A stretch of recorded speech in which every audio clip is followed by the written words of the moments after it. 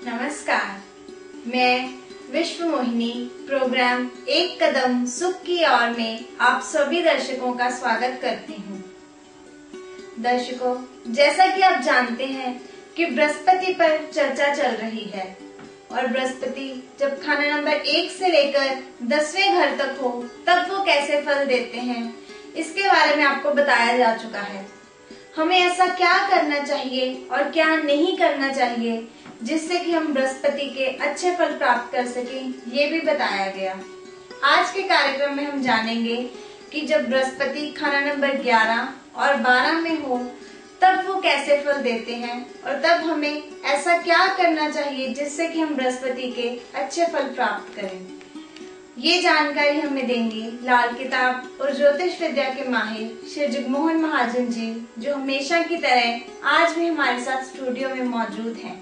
नमस्कार महाजन जी। नमस्कार, और दर्शकों आपको भी मेरा नमस्कार। महाजन जी, कार्यक्रम में आपका स्वागत है। महाजन जी, हम हमारे दर्शकों को ये तो बता चुके हैं कि जब बृहस्पति खाना नंबर 1 से लेकर 10वें घर तक हो तब वो कैसे फल देते हैं। आज आप हमारे दर्शकों को बताएं कि जब बृहस्पति खाना नंबर 11 में हो तब वो कैसे फल देते हैं। बृहस्पति 11 के लिए लाल किताब में लिखा गया है कि कफन जब दूसरों पर देता रहेगा, बिना कफन ना घर से बाहर मरेगा। मतलब ये कि ऐसा व्यक्ति जिसका बृहस्पति खाना नंबर 11 में है, कई बार घर से बाहर लवारसों की तरह मर ही जाया करता है। वो चाहे एक्सीडेंट में मर जाए या किसी और वजह से मर जाए। हो सकता है कि ये घर से बाहर किसी काम पर जाए, किसी होटल आदि में ठहर जाए, वहां पर भी इसकी हार्ट अटैक से मृत्यु तक हो सकती है। तब इसे कफन प्राय ही नसीब होता है और कई बार तो कफन भी नसीब नहीं होता है। बृहस्पति 11 वाला जब तक पिता के साथ रहा या पिता इसका जिंदा रहा तब तक लोगों ने इसे पूछा, इसकी इज्जत की। लेकिन जैसे ही ये पिता से अलग हो गया या पिता की मृत्यु होगी तब इसकी कीमत एक मच्छर से भी कम होगी। लोगों ने इसको पूछना बंद कर दिया। ये जगह जगह दर दर की ठोकरें खाने लग गया। इसलिए बृहस्पति 11 वाले को चाहिए कि वो अपने पिता से बिल्कुल भी अलग ना हो, पिता के साथ ही रहे, ज्वाइंट फैमिली में रहे। बृहस्पति 11 वाले की औरत आपको तकरीबन अमूमन दुखी ही मिलेगी। बृहस्पति 11 वाला जैसे ही अपने भाई से अलग हो गया, भाई से बिगाड़ दी, तब भी ये दर दर की ठोकरें खाने लग जाएगा। बृहस्पति 11 वाले को चाहिए कि वो मुंह से जो भी लफ्ज निकाले उसको बिल्कुल पूरा करे, धर्म का पाबंद रहे। जब तक ये अपने कहे हुए वादे पूरे करता जाएगा, जो भी लफ्ज मुंह से निकालेगा उसको पूरा करेगा, तब तक बृहस्पति इसको अच्छे फल देता ही जाएगा। लेकिन जैसे ही ये झूठे वादे करने लग गया, झूठ बोलने लग गया, लोगों से झूठ बोलकर कुछ ऐंठने लग गया, तब बृहस्पति बहुत ही बुरे प्रभाव में आ जाएगा। जैसा कि मैंने पहले कहा है कि बृहस्पति 11 वाला अमूमन ये देखने में आया है कि घर से बाहर लवारसों की तरह मर ही जाया करता है। ऐसी हालत ना हो, इसलिए इसको ये बोला गया है कि ये लवारिस लाश पर कभी ना कभी जब भी इसको कहीं कोई लवारिस लाश आदि मिल जाए, उस पर कफन या सफेद कपड़ा अवश्य दे दिया करे। बृहस्पति 11 तब और खराब असर देगा जब ये गंदे इश्क का शिकार हो जाएगा। जैसे ही ये व्यक्ति बृहस्पति 11 वाला गंदे इश्क का शिकार होगा, गंदी नालियों में इसे नहाना पड़ेगा, ऐसा लाल किताब में लिखा गया है। ऐसे व्यक्ति के लिए एक ही उपाय है कि ये गंदे इश्क से बचकर रहे। इसकी बहन दुखी होगी, इसकी बुआ दुखी होगी, मतलब ये कि इसको बुध भी अच्छा फल नहीं देगा। इसकी औरत तक दुखिया हो सकती है, चाहे शुक्र कितना भी ऊंच क्यों ना हो। जैसे ही ये व्यक्ति अपने बाप से लड़ झगड़ कर या उसकी मर्जी से किसी भी वजह से बाप से अलग हो जाएगा, तब इसकी इतनी भी हिम्मत नहीं होगी कि ये मच्छर का मुकाबला कर सके। हर तरह से दुखी इस व्यक्ति को हर हालत में अपने बाप से अलग नहीं होना चाहिए। कुछ भी हो जाए, बाप के जेरे सया रहना, बाप का कहना मानना चाहिए। ऐसे व्यक्ति को बाप के साथ ही रहना चाहिए, भाइयों से बनाकर रखनी चाहिए। अगर ये व्यक्ति चाहता है कि ये हर तरह से सुखी रहे तो एक ही उपाय है इसके लिए कि ये बाप से बना करके अपना कहा हुआ वचन पूरा करे। बाहर जाकर लवारसों की तरह इसे मरना ना पड़े, इसकी लाश लवारसों की तरह कहीं पड़ी ना रहे, इसके लिए इसको ये चाहिए कि जब भी इसको कहीं भी लावारिस डेड बॉडी आदि मिले या लावारिस लाश का कहीं दाह संस्कार हो रहा हो, तब ये अपनी तरफ से उस पर एक कपड़ा डाल दिया करे, कफन डाल दिया करे। इसका भी इसको बहुत ज्यादा फायदा होगा। बाप की मौत के बाद इसको कोई नहीं पूछेगा, कोई इसका साथ नहीं देगा। अक्सर ये देखने में आया कि जिनका भी बृहस्पति खाना नंबर 11 में है, वो दूसरों की तरक्की से अक्सर जलन महसूस किया करते हैं। ऐसे व्यक्ति जिनका बृहस्पति खाना नंबर 11 में है, उनको किसी से किसी भी तरह की जलन महसूस नहीं करनी चाहिए। इनको ये चाहिए कि दूसरे की तरक्की देकर, दूसरे को खुश देकर ये खुश हों, लेकिन यही कमी कि दूसरे को खुश देकर ये दुखी हो जाएं, इनको एक तरह से बहुत ही बृहस्पति के बुरे प्रभाव में ला देती है। ये व्यक्ति किसी की तरक्की से खुश नहीं होते हैं। जब ये व्यक्ति किसी को खुश देकर खुश नहीं होंगे, तो ये जलने की आदत इनको एक तरह से कर्जा ही कर देगी। ये कैसे संभव है कि कोई किसी को देखकर जलना शुरू कर दे और ये कर्जे में आ गए? मतलब ये है कि ये व्यक्ति किसी की तरक्की देखकर जलेंगे, खुद काम नहीं करेंगे, कुड़ते रहेंगे, देख देख कर बददुआ से देते रहेंगे और ये खुद कर्जाई हो जाएंगे। इनको भी चाहिए कि दूसरे की तरक्की देखकर खुश हो, मेहनत करें, किसी को देखकर ना जलें, ईर्ष्या फील ना करें।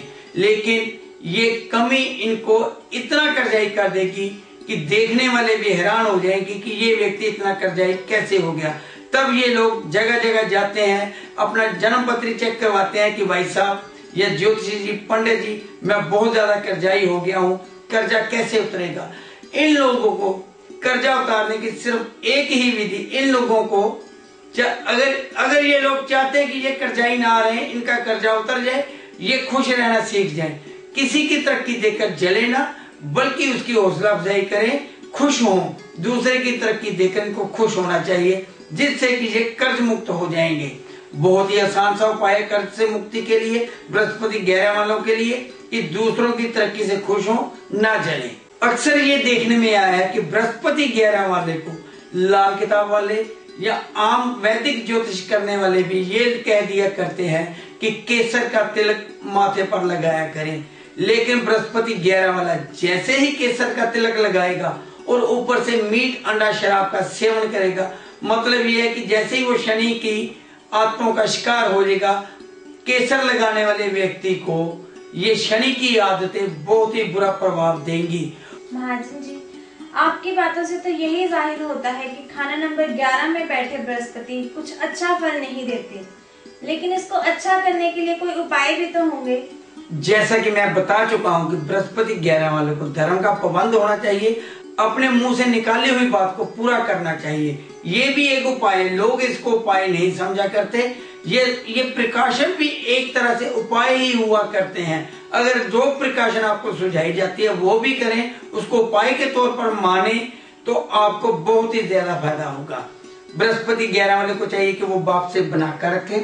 केसर का तिलक लगाने के लिए अक्सर कह दिया जाता है, अगर बृहस्पति 11 वाला केसर का तिलक लगा रहा है तो उसे मीट, अंडा, शराब, पर स्त्री से परहेज रखना ही पड़ेगा, वरना यही बृहस्पति बहुत ज्यादा बुरे प्रभाव में आ जाएगा, बहुत ज्यादा ही बुरे फल उसको प्राप्त होंगे।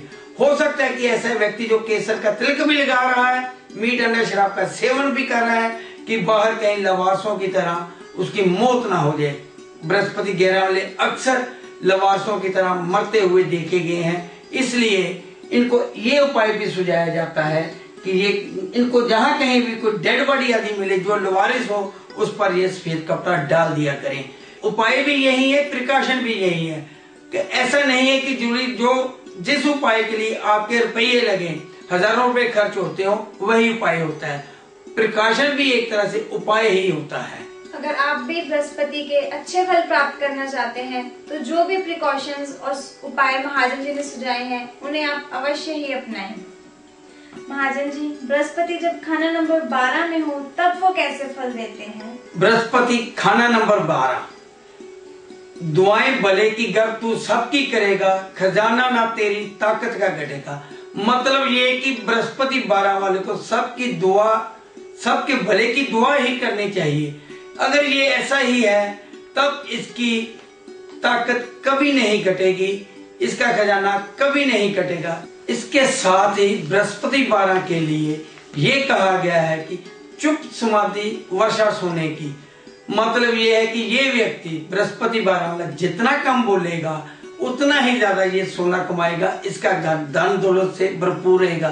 जैसे जैसे इसमें बहुत ज्यादा बोलने की आदत होगी वैसे वैसे इसका खजाना कम होता जाएगा। इस व्यक्ति को चाहिए कि कम से कम बोले।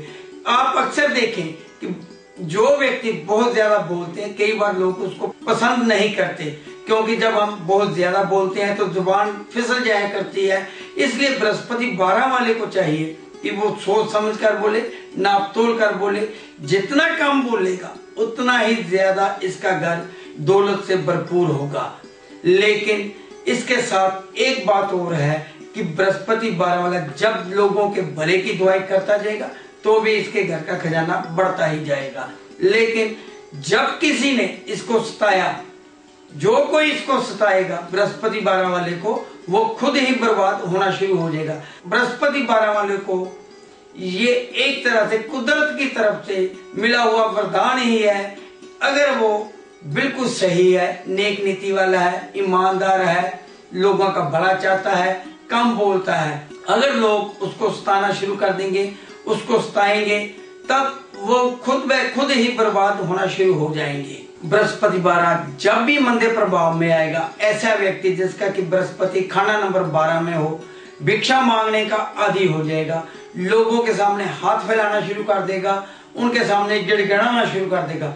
हो सकता है कि इसका कोई काम फंस जाए, किसी जगह से इसको पैसे ना मिल रहे हो, तब ये दर दर लोगों के पास, अपने सर्कल वालों के पास जाता रहेगा और उनसे पैसे उधार मांगना शुरू कर देगा। मिले या ना मिले ये बात दूसरी है, लेकिन बृहस्पति 12 वाला जब लोगों के सामने गिड़गिड़ाना शुरू कर देगा तब इसको किसी भी तरह का फायदा नहीं होगा। ये उल्टा कर्जाई हो जाएगा, नाहक खर्चे खड़े होते रहेंगे। किसके लिए इसने पैसा किसी से मांगा और किसी और जगह लग जाएगा। भिक्षा में मांगा गया पैसा इसका किसी भी काम नहीं आएगा।